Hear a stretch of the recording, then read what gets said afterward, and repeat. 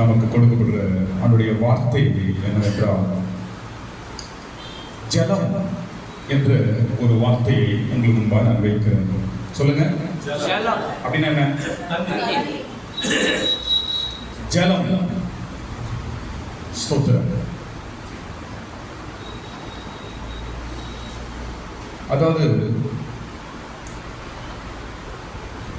கிறிஸ்தவர்கள் நம்முடைய தரிசனங்கள் சொப்பனங்களிலே ஜலம் தண்ணீர் பார்க்கும் நம்ம சோதனை என்று நாம் அநேக முறை நாம் நினைத்து கலங்கி போகிறோம். ஸ்தோத்திரம். ஆனால் அதே ஜலம் நம்மை உயர்த்தக்கூடிய வல்லமையும் கூடியதாக இருக்கிறது தான் பைபிள் சொல்லுகிறது. ஸ்தோத்திரம். ஜலம் என்றால் தண்ணீர். ஸ்தோத்திரம். ஜலம் பெருகி பேழையை மேல் நோக்கி போக செய்தது. படிங்க, ஆதியாகமம் 7ஆம் அதிகாரம். ஆதியாகம புஸ்தகம் 7ஆம் அதிகாரம் 17-14 வசனம் பாருங்க. ஆதியாகமம் 7ஆம் அதிகாரம் ஜலம் 7ஆம் அதிகாரம் 17ஆம் வசனம். ஜல பிரயாணம் 40 நாள் பூமியின் மேல் உண்டான பொழுது ஜலம் பெருகி பேழையை கிளம்ப பண்ணிட்டு அது பூமிக்கு மேல் மிதந்தது. ஜலம் பெருகி பேழையை கிளம்ப பண்ணிட்டு. ஸ்தோத்திரம். இந்த சப்ஜெக்ட் நம்மளுக்கு தெரியும். நோவாவின் காலத்துல முதல் பூமியிலே மழை அனுப்பப்பட்ட சம்பவம் இதுதான். அது வரைக்கும் பூமியில மழை என்பதே கிடையாது. அந்த ஜலம் மழை பெய்து ஜலம் பெருகி அந்த பேழை அந்த படகை என்ன செய்தான்? கிளம்ப பண்ணிட்டு. எங்க கிளம்புறதுக்கு? மேலே. எப்படி செய்தது? மேலே கிளம்ப பண்ணிட்டு.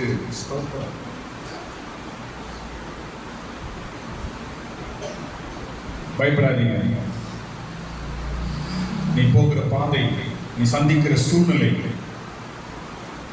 ஒவ்வொரு நாளும் நீ எதிர்கொள்கிற உன் கஷ்டம், இன்றைக்கு கடவுள் பேசுறார், உன்னை உயரத்தில் கிளம்ப பண்ண போகிறது. பயப்படாதீங்க. எதை கண்டு கலங்கி கொண்டிருக்கிறார்? எந்த அளவுக்கு ஜலம் பெருகுதோ அந்த அளவுக்கு நீ உயர போவாய். எந்த அளவுக்கு பிரச்சனை ஃபேஸ் பண்றியோ, எந்த அளவுக்கு நீ கஷ்டங்களை சந்திக்கிறாயோ அந்த அளவுக்கு உன்னுடைய பேழை மேல கிளம்பும். கர்த்தருக்கு ஸ்தோத்திரம். பேழை நாம் தான். பேழை என்றால் படகு நாம் தான். நம்முடைய வாழ்க்கை தான், நம்முடைய குடும்பம் தான். உங்க குடும்பம் ஒரு பேழையை போன்றது. உங்களுடைய குடும்பம் ஒரு படகை போன்றது. அந்த படகுல சில குடும்பத்துல 5 பேர் பிரயாணம் பண்றீங்க, சில குடும்பத்துல 6-7 பேர் பிரயாணம் பண்றோம், சில குடும்பத்துல 3 பேர் பிரயாணம் பண்றீங்க. ஸ்தோத்திரம். இன்றைக்கு கடவுள் பேசுகிறார், உன் பேழை, உன் படகை நான் மேல் நோக்கி கிளம்ப பண்ண போகிறேன். கலங்காதீங்க. ஸ்தோத்திரம். ஜலம் நம்மை மேல் நோக்கி போக செய்யும். ஜலம் நம்மை உயரத்தில் கொண்டு போகும். ஜலம் நம்மை கிளம்ப பண்ணும். ஸ்தோத்திரம். எல்லாம் ஸ்டக் ஆகி நிற்கிறோம். பிரச்சனை, ஒரு அடி கூட முன்னாடி போக முடியல. குடும்ப சூழ்நிலைகள், காரணங்கள் என்று கலங்கி கொண்டிருக்கிறீங்களா? இல்ல, கிளம்ப பண்ண போகிறது. கரங்களை தட்டுங்க. கிளம்ப பண்ண போகிறது. விசுவாசமாய் இருக்கிறது. ஆண்டவர் பேசுகிறார், உன்னை கிளம்ப பண்ண போகிறது. நீ முன்னோக்கி போக போகிறாய். உன் பிரயாணம் கிளம்ப போகிறது. Praise the Lord. ஸ்தோத்திரம். இப்போ ஜலத்தினால் உயர்த்தப்பட்ட 2 நபர்கள். எத்தனை நபர்கள்? ஜலத்தினால் உயர்த்தப்பட்ட 2 நபர்கள் என்று பார்க்கும்போது முதலாவது நபர் மோசே. சொல்லுங்க. மோசே என்ற பேருக்கு அர்த்தம் என்ன? ஜலத்திலிருந்து எடுக்கப்பட்டவன் என்று சொல்லி அவன் என்ன பெறுகிறாங்க? மோசே. மோசே உயர்த்தப்பட்டான். ஸ்தோத்திரம்.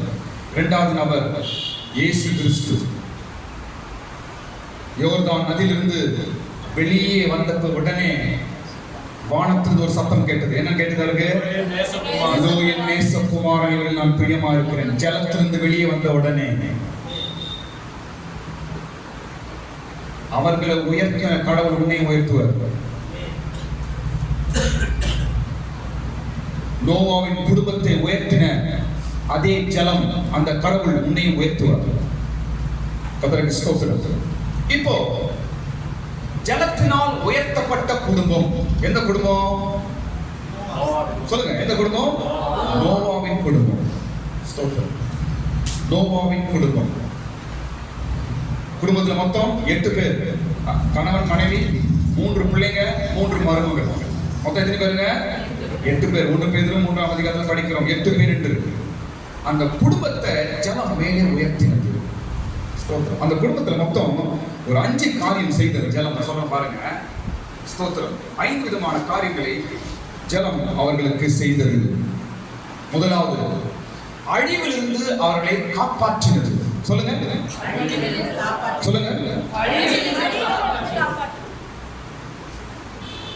அழிவிலிருந்து அந்த ஜலம் இந்த நோவாவின் குடும்பத்தை காப்பாற்றினது. ஸ்தோத்திரம். உன்னையும் காப்பாற்ற வல்லமை உள்ளதா இருக்கும். கலங்காதீங்க. நோவாவின் குடும்பத்தை காப்பாற்றின ஜலம் உன்னையும் காப்பாற்றும். அழிவிலிருந்து காப்பாற்றினது. ஸ்தோத்திரம். முழு குடும்பத்தை காப்பாற்றிச்சு அப்படியே. ஸ்தோத்திரம். 2வது காரியம், பரியாசக்காரர்கிட்ட இருந்து இவர்களை உயர்த்தினது. சொல்லுங்க. இந்த நோவாவை குடும்பத்தை சுத்தி எல்லாரும் பரியாசம் பண்றாங்க. என்ன மழைன்னு சொல்றாங்க, நம்ம கேள்விப்பட்டதே இல்ல. ஏதோ தண்ணி வரப்போதான், இந்த ஆள் இன்னும் படகு மாரி ஒன்று பண்ணிட்டு இருக்கிறான் என்று சொல்லி அவனை பரியாசம் பண்ணினார்கள். அந்த பரியாசக்காரர்கள் முன்னாடி இவர்கள் இந்த குடும்பம் உயர்த்தப்பட்டது. இன்றைக்கு உன்னுடைய பிரச்சனை மற்றவங்களுக்கு தெரியாது. பரியாசம் பேசுறாங்களா?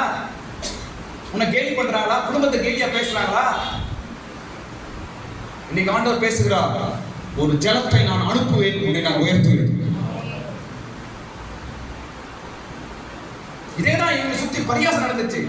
பரியாசம் பேசினாங்க, கேலி கிண்டலாம் பேசினாங்க. அவர்கள் முன்பாக இந்த குடும்பத்தை உயர்த்தினார். ஜலம் உயர்த்தினது. ஸ்தோத்திரம். ஜலம் என்பது ஒரு 6 விதமான அர்த்தங்கள். அப்புறம் சொல்லுங்க. 3வது காரியம், இந்த ஜலம் மற்றவர்களுக்கு பிரசங்கிக்க செய்தது. நோவா என்ன பண்ணாரு? மற்றவர்களுக்கு சொன்னார், ஐயோ ஒரு அழிவு வரப்போகுதுங்க, பயங்கரமான வெள்ளம், தண்ணி வரப்போகுது, ஒரு அழிவு வரப்போகுது, நீங்களாம் மாறுங்க, கெட்ட வழி விட்டுருங்க, எனக்குள்ள என் படகுல வந்துருங்க என்று இவர் போய் என்ன சொல்றாரு?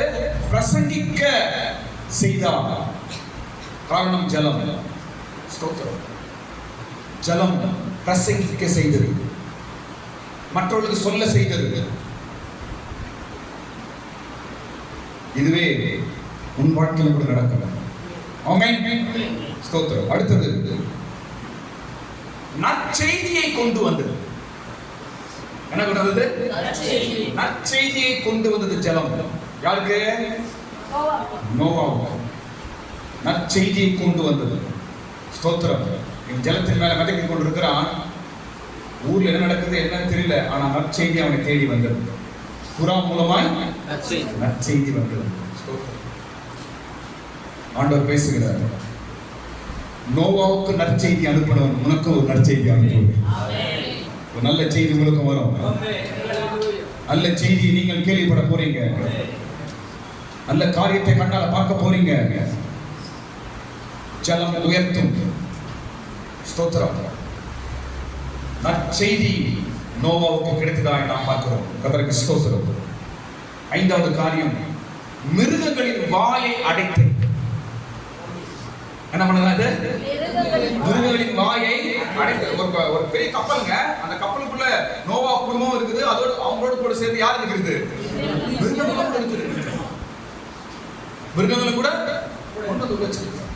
அந்த மிருகங்கள் இவர்களை ஒன்றும் செய்யவில்லை, இவர்களை ஒன்றும் செய்யவில்லை. வாய் அடைக்கப்பட்டது. ஸ்தோத்திரம். எல்லாத்துக்கும் மெயின் காரணம் ஜலம். ஸ்தோத்திரம்.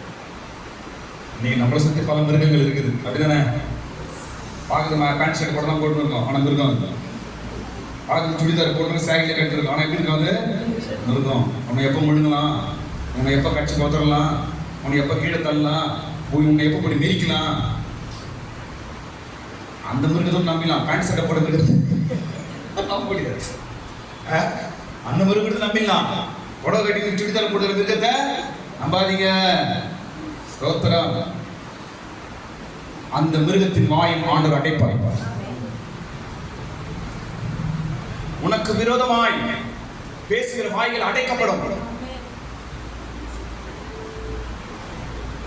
ஸ்தோத்திரம். ஏனென்றால் உன்னை சுற்றி ஜலம் இருக்கிறது. அந்த ஜலம் மிருகத்தின் வாயை அடைத்தது. இப்படியா இந்த நோவாவின் குடும்பத்தை கடவுள் அவங்களை காப்பாற்றி மேல கொண்டு போகிறார். ஸ்தோத்திரம். அந்த ஜலம் பெருக பெருக பெருக பேழை மேல் நோக்கி உயர்த்தப்பட்டது. ஸ்தோத்திரம். என்ன அந்த ஜலம்? ஒரு 6 காரியம் நாம் முடிச்சிருக்கோம். என்ன அந்த ஜலம் என்று நாம் பார்க்கும்பொழுது ஜலம் 6 விதமான அர்த்தங்களை பார்க்கிறோம். இந்த ஜலம் நமக்குள்ளே பெருகும் பொழுது நம்முடைய வாழ்க்கை சூழ்நிலையில் மாறுகிறது. எப்படி மாறும்? உயரத்திலே நகர்ந்து போக செய்கிறது. முதலாவது, அந்த ஜலம் என்பது பரிசுத்த ஆவியின் அபிஷேகம். சொல்லுங்க. எங்க படிக்கிறோம்? ஆதியாகமம் 1ஆம் அதிகாரம் 1ஆம் வசனத்தை படிக்கிறோம். ஆதியில தேவன் தேவ ஆவியானவர் ஜலத்தின் மேல் அசைவாடிக் கொண்டிருந்தார்.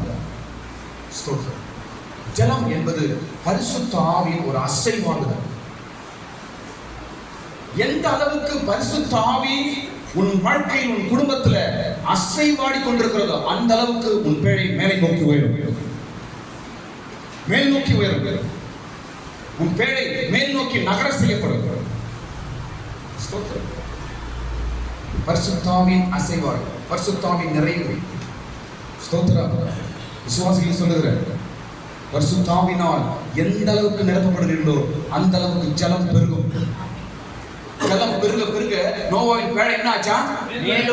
மேல் நோக்கி கிளம்பிச்சு.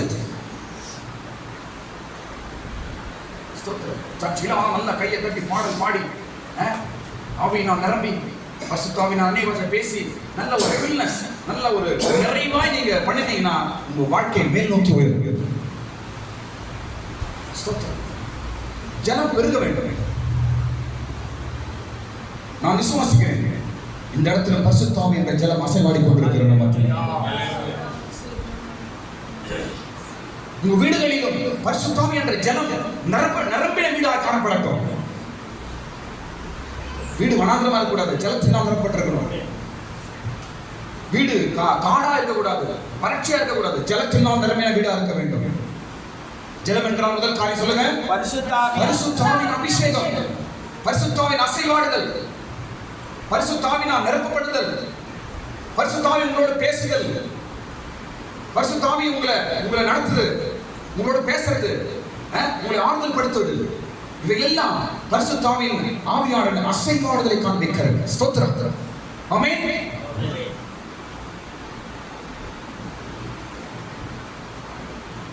ஜலத்தின் மேல் ஆவியானவர் அசைவாடி கொண்டிருந்தார். அதுக்கப்புறம் அடுத்த வருஷம் அடுத்த காரியம் என்ன? இருள் ஒழுங்கின்மை எல்லாம் படிங்க. அடுத்த வருஷம் படிங்க. பூமியானது ஒழுங்கின்மையும் வெறுமையுமாய் இருந்தது. ஆழத்தின் மேல் இருள் இருந்தது. தேவ ஆவியானவர் ஜலத்தின் மேல் அசைவாடி கொண்டிருந்தார். எங்க அசைவாடி கொண்டிருந்தார்? ஜலத்தின் மேல்.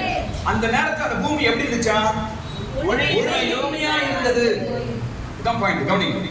ஒழுங்கின்மையான இடத்துல பரிசுத்த ஆவியான அசைவாடும் பொழுது அது ஒழுங்காய் மாறுகிறது. ஆதியில் இந்த பூமி இப்படி இல்லைங்க, ஒழுங்கின்மை அப்படின்னா எல்லாம் சிக்ஸாக்கா இருக்குது. இது போல ஒழுங்கா இல்ல, எல்லாம் தாறுமாறா இருந்தது பூமி. அப்பொழுது பரிசுத்த ஆவியானவர் அசைவாடி கொண்டிருந்தார். அசைவாடல் என்ன? அப்படியே உலாவிக் கொண்டிருந்தார். ஒழுங்கின்மையான பூமி இன்றைக்கு ஒழுங்காய் மாற்றப்பட்டது. நான் சொல்ற கவனிங்க, ஸ்தோத்திரம். உங்க வீடு, பிள்ளைகள், உங்க குடும்பம் கீழ்ப்படியாம சண்டை சச்சரவு எல்லாம் எல்லா குடும்பத்திலும் இருக்குது. அது ஒரு பெரிய விஷயம் கிடையாது. அது இருந்தாலும் கூட ஒரு பரிசுத்த ஆவியின் அசைவாடலை கொண்டு வருவாய் என்றால் உன் குடும்பம் மாற்றப்பட்டு கொண்டே இருக்கும். கையை தட்ட, குடும்பம் மாறும், சூழ்நிலைகள் மாறும், உன் மனைவி பிள்ளைகள் மாறுவார்கள். ஒழுங்கா மாறிடும். அப்படியே ஒழுங்கா ஆனா ஜாப் பண்றேன், அது தப்பு, அது சரியில்லை. அவன் ஃபர்ஸ்ட் கீழ்படிட்டான், அவன் சொல்ற பேச்சு கேட்க, அப்ப நான் ஜாப் பண்றேன், அது இல்ல. எங்க ஒழுங்கு இல்லையோ அங்க நீ பரிசுத்த ஆவியை கொண்டு வா. உங்க பிள்ளைய கீழ்படிறது இல்லையா, நீங்க உட்கார சும்மா ஜெபம் பண்ணுங்க வீட்டுல. கணவன் மனைவிகள் பிரச்சனையா, சும்மா உட்கார்ந்து ஜெபம் பண்ணுங்க. பரிசுத்த ஆவியை நான் இறக்கி விடுங்க, அப்படியே ஜலத்தை இறக்கி விடுங்க, எல்லாம் ஒழுங்கா மாறீங்க. ஒழுங்கின்மையை ஒழுங்காய் மாற்றுவது ஜலத்தின் வேலை. ஜலம் நிரம்பும் பொழுது உன் பேழை மேலே கிளம்பும், உன் வாழ்க்கை மேலே உயரும், உன் குடும்ப நிலவரம் மேலே உயரும், உன் பிள்ளைகளின் நிலவரம் மேலே உயரும். ஜலம் வந்து சேரும்போது அதோட வேலை என்ன? மேல தூக்கி கொடுத்ததான் வேலையே. ஆமென். எதுக்கும் கவலைப்படாதீங்க. என் குடும்பம் எப்படி இருக்குது, என் பிள்ளை எப்படி இருக்கிறானே, என் பொண்ணு எப்படி இருக்குது, என் மனைவி எப்படி இருக்கிறாளே, என் கணவன் எப்படி இருக்கிறாரு, எல்லா இடத்துலும் பிரச்சனை இருக்குது. இக்கரைக்கு அக்கறை பச்சை தான், பச்சையே சிவப்பு. நான் பர்ஃபெக்டா எனக்கு ஒரு பிரச்சனை இல்ல அப்பா அப்படி சொல்ல கை தூக்கி பாப்பா. 1000 பிரச்சனை சொல்ல கை தூக்கி பாப்பா. 1000 பேர் தூக்கும். ஆமென். நான் ஒண்ணே சொல்றேன், ஒழுங்கின்மைதான். என்ன பண்ண? ஜலத்தை அங்க இறக்க, ஜலம் இறங்கட்டும். ஒழுங்கின்மை ஒழுங்காய் மாறும், குடும்பம் மாறும். அப்படியே அதை பத்தி யோசிச்சுட்டு இருக்காதீங்க. அவன் சரியில்லை, இவன் சரியில்லை, என் பிள்ளை சரி, என் பொண்ணு சரியில்லை, என் குடும்பம் சரியில்லை. அதை யோசிச்சுட்டே இருந்தா இன்னும் சரியில்லாம போகும். சரி பண்ணுவது தேவன், கடவுள் தான். நாம் ஒண்ணும் பேசி ஒண்ணும் பண்ண முடியாது. யார் சரி பண்ண முடியும்? ஜலம். தேவன் சரி பண்ணுவார். ஸ்தோத்திரம். பூமியானது ஒழுங்கின்மையாய் இருந்தது, கெட்டு போய் கிடந்தது, நாற்றமடித்திருந்தது, சீரில்லாமல் இருந்தது. அந்த இடத்துல பரிசுத்த ஆவி இருந்தார், பரிசுத்த ஆவியானவர் இருந்தார், ஜலம் இருந்தது. அந்த இடம் அப்படியே மாறிடுச்சு. ஸ்தோத்திரம். ஆமென். உங்களுடைய வாழ்க்கையை கூட மாற்ற தேவன் வல்லவராக இருக்கிறார். ஜலம் பெருகும்போது உன் வாழ்க்கை தரம் உயரும். ஆமென். இரண்டாவது காரியம், ஜலம் என்பது இரண்டாவது அர்த்தம் என்னவென்றால் வேத வசனம். சொல்லுங்க. ஜலம் என்பது தண்ணீர். இரண்டாவது இதுக்கு அர்த்தம் வேத வசனம். எந்த அளவுக்கு நம் பைபிள் வசனத்தை நமக்குள்ள கொண்டு வருகிறோமோ அந்த அளவுக்கு உங்க ஸ்டாண்டர்ட் உயரும். ஆமென்.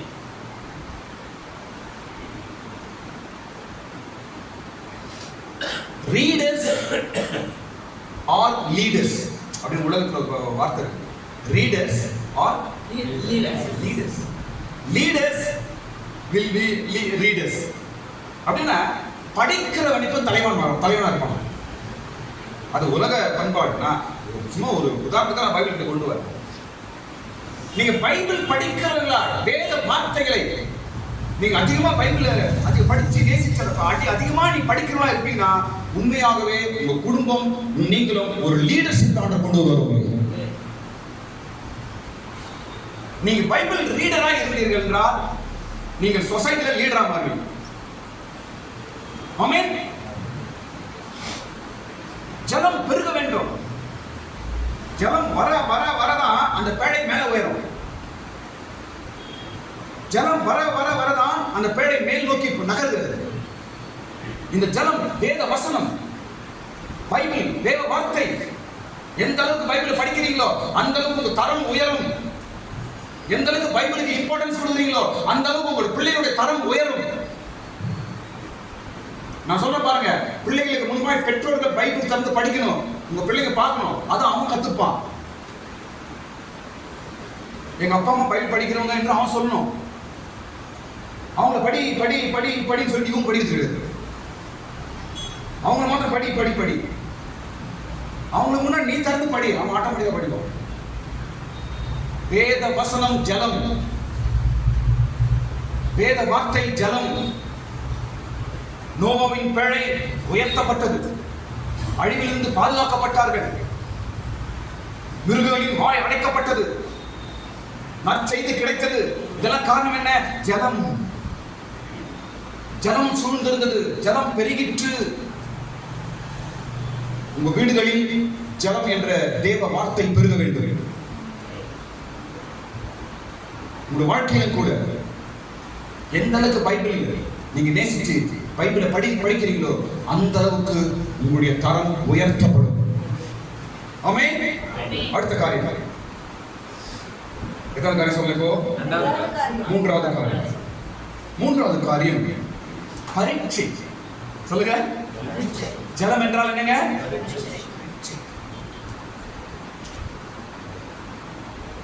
பரீட்சை இல்லாத யாருமே கிடையாது. வாழ்க்கையில் ஒவ்வொரு நாளும் நமக்கு பரீட்சைகள் வருகிறது. எந்த அளவுக்கு பரீட்சை எழுதுறானோ அந்த அளவுக்கு அவன் ஸ்டாண்டர்ட் உயருது. ஆமென். எந்த அளவுக்கு படிச்சு எக்ஸாம் எக்ஸாம் எக்ஸாம் எக்ஸாம், எத்தனை எக்ஸாம், அத்தனை எக்ஸாம் எழுதுறானே அவனுடைய தரம் எப்படி இருக்குங்க? உயர்ந்த தரத்தை போவான்.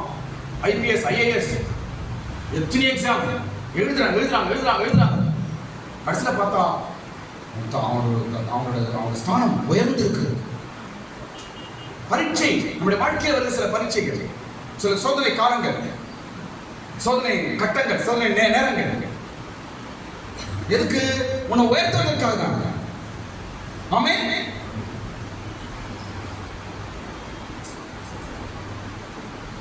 ஜலம் பாருங்க, நோவாவின் காலத்துல ஜலம் பெருகி பெருகி மேல உயர்ந்துச்சு. அதுக்கப்புறம் அந்த ஜலத்தை ஆண்டவர் அப்படியே அமர்த்துகிறார் என்று பார்க்கிறோம். ஜலம் வற்றிற்று, ஜலம் வற்றிற்று, ஜலம் குறைந்தது. பரீட்சை சோதனைகள் வருகிறது. அதே பரீட்சை சோதனைகளை ஆண்டவர் வற்றி போகவும் செய்வார். ஆமென். அதை குறைந்து போகவும் செய்வார். பேசலாம். ஜலம் என்பது இந்த இடத்துல பரீட்சை சோதனையை காண்பிக்கிறேன். ஸ்தோத்திரம். ஆண்டவர் நம்ம வாழ்க்கையில எத்தனை பரீட்சை சோதனைகள் அனுமதித்தாலும் அவை எல்லாம் நமக்கு நம்மை உயர்வை கொண்டு வருகிற ஜலம் தான் என்று நாம் விசுவாசிக்கணும். கையை தட்டி விசுவாசமா கையை தட்டி பயப்படாது. உன்னை உயர்த்தக்கூடிய ஜலம், உன்னை உயர்வை கொண்டு போகக்கூடிய ஒரு ஜலம். பயப்படாது. சோதனை பிரச்சனை, ஒவ்வொரு நாள் கஷ்டம், ஒவ்வொரு நாள் கஷ்டத்தை சந்திக்கிறேன், குடும்பத்தில் இந்த பிரச்சனை அந்த பிரச்சனை, நான் என்ன செய்வது என்று கலங்கி கொண்டிருக்கிறாயா? இல்லை, இன்றைக்கு ஆண்டவர் பேசுகிறார், இது நான் அனுப்பும் ஜலம். இந்த ஜலத்தினால நோவா குடும்பம் ஆண்டு போச்சா?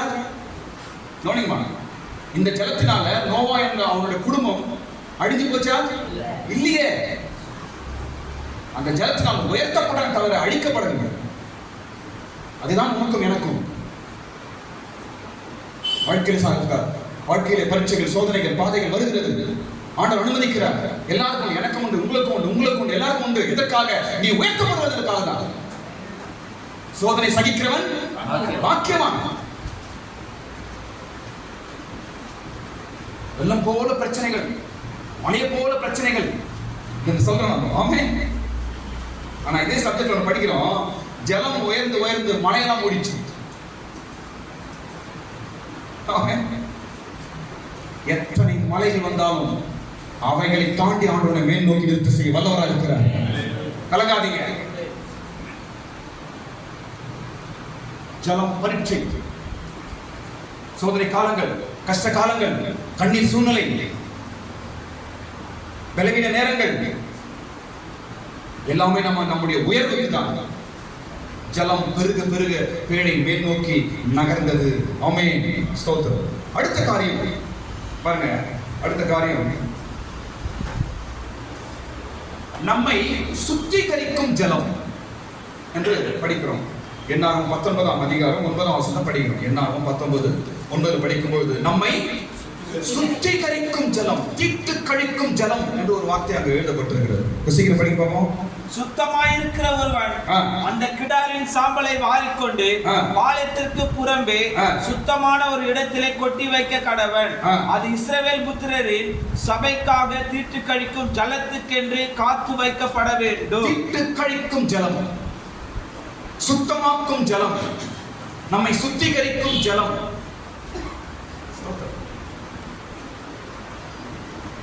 இந்த ஜலம் என்பது நம்மை சுத்தமாக்கக்கூடிய அனுபவம், நம்மை சுத்திகரிக்கிற ஜலம். எந்த அளவுக்கு நம்ம வார்த்தையா இருக்கட்டும், எண்ணத்திலேயாவது இருக்கட்டும், இருதயமா இருக்கட்டும், எந்த அளவுக்கு நம்ம சுத்தமா வைக்கிறோமோ, கள்ளக்கபடம் இல்லாமல் எந்த அளவுக்கு நம்ம இருக்கிறோமோ அந்த அளவுக்கு உங்களுக்கு தரம் உயரும்.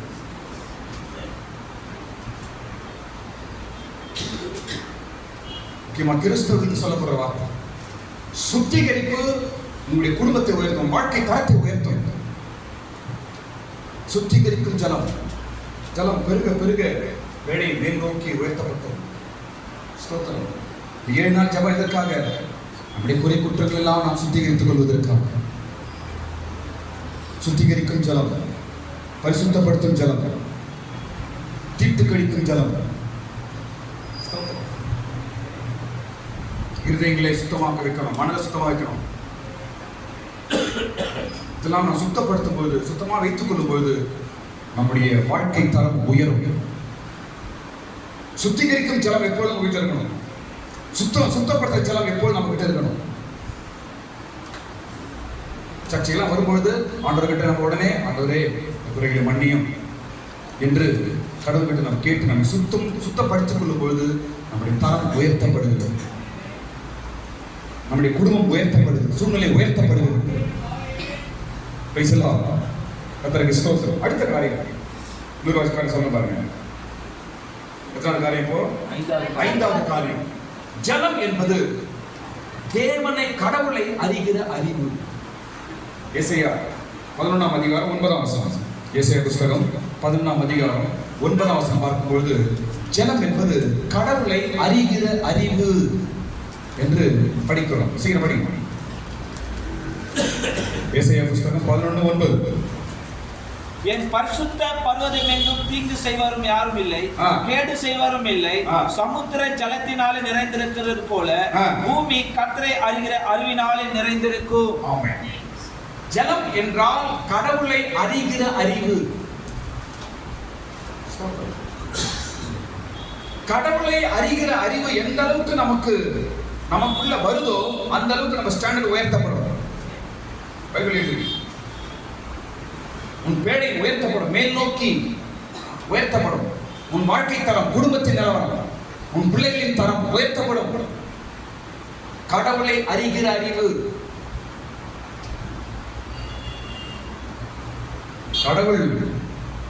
கடவுளை கும்பிடுறவன் பெரியார் சொன்ன என்ன சொன்னாங்க? கடவுளை கும்பிடுறவன் காட்டு பிரியாணி, கடவுளை கும்பிடுறவன் காட்டு பிரியாணின்னு சொல்லிட்டு.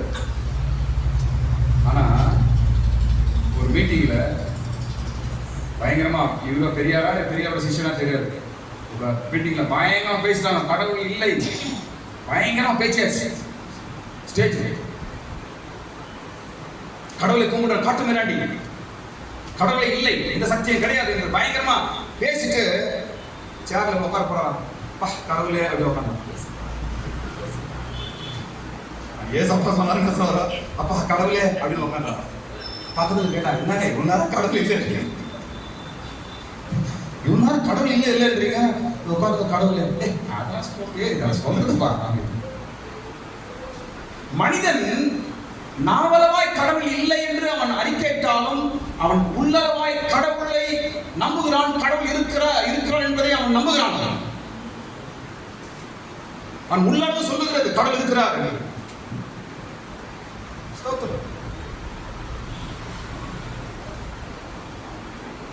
நான் சொல்றேன் கவனிங்க.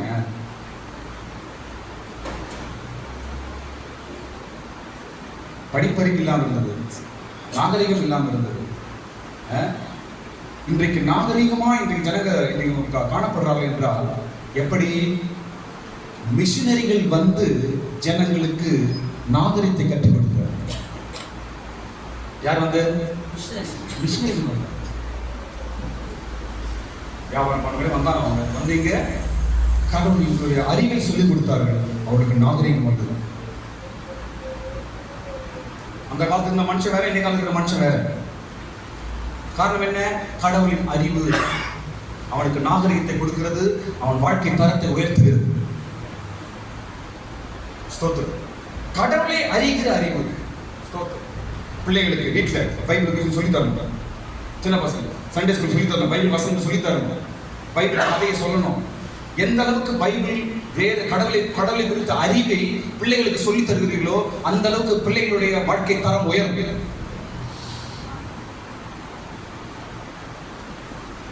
ஒரு தெய்வீக அறிவு, கடவுளை குறித்த ஒரு அறிவு.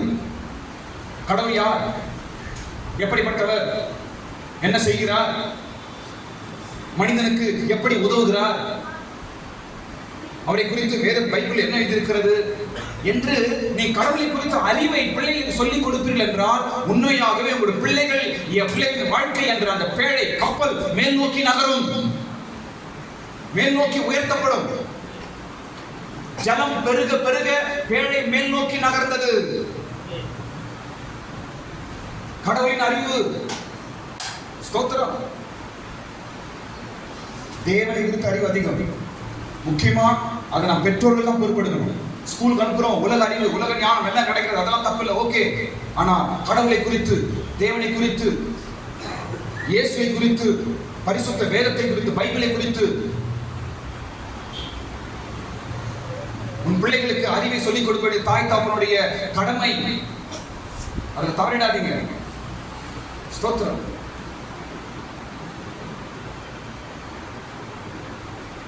தேவனுடைய கடவுளின் அறிவை பெற்றுக்கொள்ளும் போது நம்முடைய தரம் உயர்கிறது, நம்முடைய பேழை மேல் நோக்கி போகிறது. ஆமென். கடைசி ஒரு காரியம் சொல்ல முடியும். கடைசி காரியம் ஜலம் என்பது, கடைசி காரியம் சொல்றேன், மனிதனின் வாய்மொழி. சொல்லுங்க. இது ஜலம் என்பது மனிதனுடைய வாய்மொழி. எங்க படிக்கிறோம்? நீதிமொழிகள் 18ஆம் அதிகாரம் 4ஆம் வசனத்தில் படிக்கிறோம். நீதிமொழிகள் 18ஆம் அதிகாரம் 4ஆம் வசனத்தில் அதை குறித்து நாம் படிக்கிறோம். ஸ்தோத்திரம். ஜலம் என்பது மனிதனுடைய வாய்மொழி,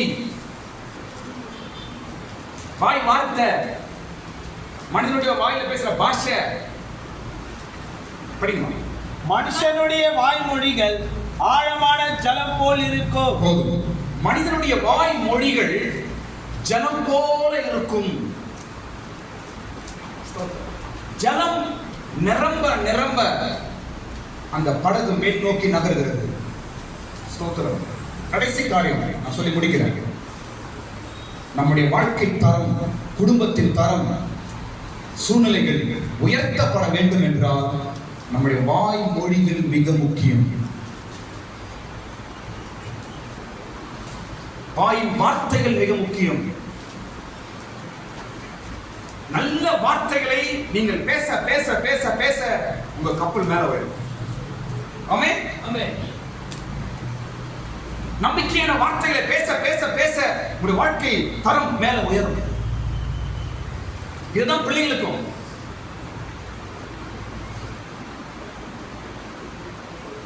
சுத்தமான உதடுகளின் வார்த்தை கல்வியை பெருகப்படும். ஸ்தோத்திரம். நல்ல வார்த்தைகள், மொழிகள். நீங்க பிள்ளைங்க சொல்லி கொடுத்து பாருங்க. நல்ல வார்த்தைகளை, நல்ல மொழிகளை, நல்ல பாஷையை, நல்ல பக்குவமா பேசுவதை நீங்க பிள்ளைங்களுக்கு சொல்லி கொடுத்து பாருங்க. உண்மையாக அவங்க ஸ்டாண்டர்ட் உயரும். நல்ல உயர்ந்த ஒரு இடத்துக்கு வருவார்கள். இன்றைக்கு உயர்வுக்கு தடையா இருக்கிற வாய் தான். பேசுற பேச்சு சரி கிடையாது, பழக்க வழக்கம் சரி கிடையாது, வாயில வர வார்த்தை சரி கிடையாது. எப்படி பேழை மேல உயரும், எப்படி உன் தரம் மேல போவோம், எப்படி உன் ஸ்டாண்டர்ட் மேல போவோம்? ஜலம் வரலையே, நல்ல வார்த்தை என்ற ஜலம் வரலையே உன் வாழ்க்கையில, நல்ல மொழி என்ற ஜலம் வரலையே, நல்ல நல்ல பேச்சு என்ற ஜலம் உன்கிட்ட உன் வாழ்க்கையில வரவில்லையே, எப்படி தரம் உயரும்?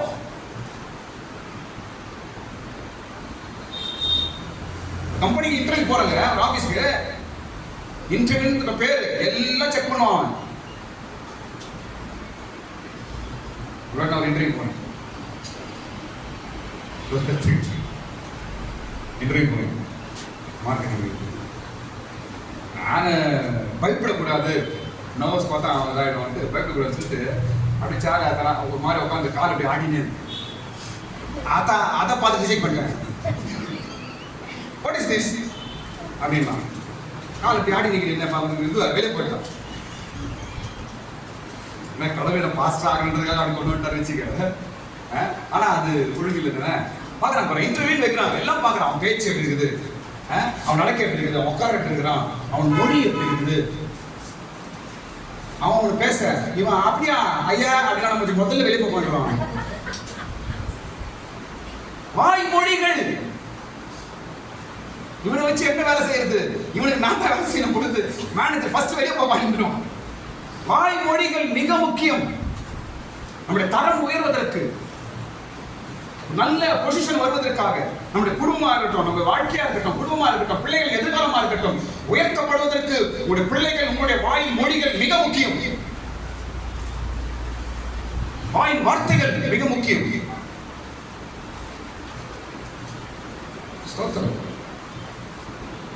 ஆண்டவர் அதை மாற்றுவார். அவரோடு முன்பாக நிற்கும்படிக்கு மோசேயின் நாவை ஆண்டவர் மாற்ற, வார்த்தையை மாற்றுறார். ராஜாவுக்கு முன்னாடி இருக்க வேணும்னா இவன் எப்படி பேசணும் என்பதை அவனை கற்றுக் கொடுத்து அவன் வாயிலெல்லாம் மாற்றி அவன் வார்த்தைகளை சொல்லிக் கொடுக்குறார். ஸ்தோத்திரம். அதன் பிற்பாடு தான் பார்வோனுக்கு முன்பாக நிற்கிறான் ராஜாவுக்கு முன்னாடி. அதுக்கப்புறம் தான் பயப்படுறாங்க அவனை பார்த்து. இவன் திட்டுவாயா போய் எழுந்து ராஜா பயந்துருப்பானா? ஜலம், வாய் மொழிகள், நம்முடைய வாயின் வார்த்தைகள் மொழிகள் மிக முக்கியம் நம்முடைய வாழ்க்கை தரம் உயர்வதற்காக. ஸ்தோத்திரம். ஜலம் பெருகும் பொழுது பேழை மேல் நோக்கி நகர்ந்தது. ஸ்தோத்திரம். நோவாவின் குடும்பத்தை ஆண்டவர் காப்பாற்றி மேல் நோக்கி கொண்டு போனார். ஜலத்தை அனுப்பினார். ஸ்தோத்திரம். இந்த நாட்களிலே ஆண்டவர் நம்முடைய தரத்தை உயர்த்தபடிக்கு பல ஜலங்களை நமக்கு அனுப்புகிறார். ஆமென். பயப்படாதீங்க. வேத வசனம் என்ற ஜலம், பரிசுத்த ஆவி என்ற ஜலம், கடவுளை அறிகிற அறிவு என்ற ஜலம், பரீட்சை என்ற ஜலம், அப்புறம் சுத்திகரிக்கும் தீட்டு, நம்ம தீட்டு இல்லாம நம்ம சுத்திகரிக்கிற ஜலம், அப்புறம் கடவுளை அறிகிற அறிவு என்ற ஜலம், அப்புறம் மனிதனுடைய வாய் மொழிகள் என்ற ஜலம். இவைகள் எல்லாம் எந்த அளவுக்கு பெருகுதோ வாழ்க்கையில, வாழ்க்கை சீக்கிரம் தரம் மேல உயர்த்தப்படும். இந்த காலைகளிலும் கூட ஆண்டவர் பேசிக்கொண்டே உன் வாழ்க்கை தரம் உயர்படிக்கு ஒரு ஆசீர்வாதத்தின் ஜலத்தை அனுப்புவாராக. எல்லாரும் கண்களை மூடுங்க, கொஞ்ச நேரம் கண்களை மூடுங்க. ஆமாண்டவரே, ஆமாண்டவரே, அன்றைக்கு ஜலத்தின் மேல் அசைவாடின பரிசுத்த ஆவியே இந்த நாட்கள் எங்களுடைய குடும்பத்திலும்